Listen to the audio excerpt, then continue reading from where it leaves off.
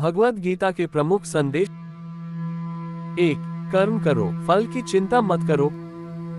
श्री कृष्ण ने अर्जुन से कहा कि हमें सिर्फ अपने कर्तव्य पर ध्यान देना चाहिए, फल की चिंता नहीं करनी चाहिए।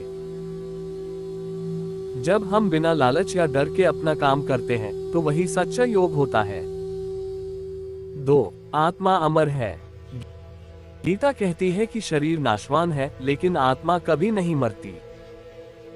आत्मा ना जन्म लेती है ना मरती है। जैसे हम पुराने कपड़े बदलते हैं वैसे ही आत्मा नए शरीर में प्रवेश करती है। 3. मन और इंद्रियों पर नियंत्रण जरूरी है।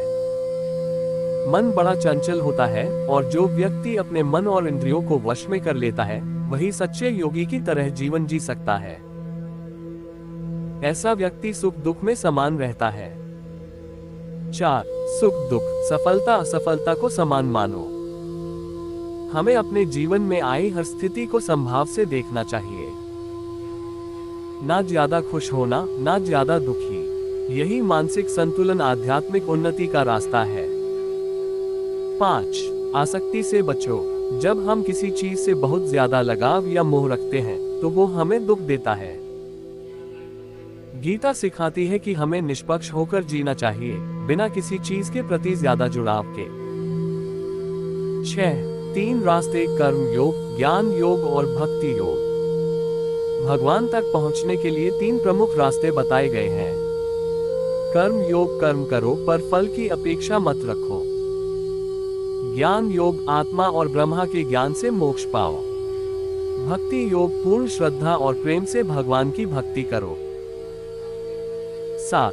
समर्पण ही मोक्ष का मार्ग है। श्री कृष्ण अंत में अर्जुन से कहते हैं, सभी धर्मों को छोड़कर मेरी शरण में आ जा, मैं तुझे सभी पापों से मुक्त कर दूंगा।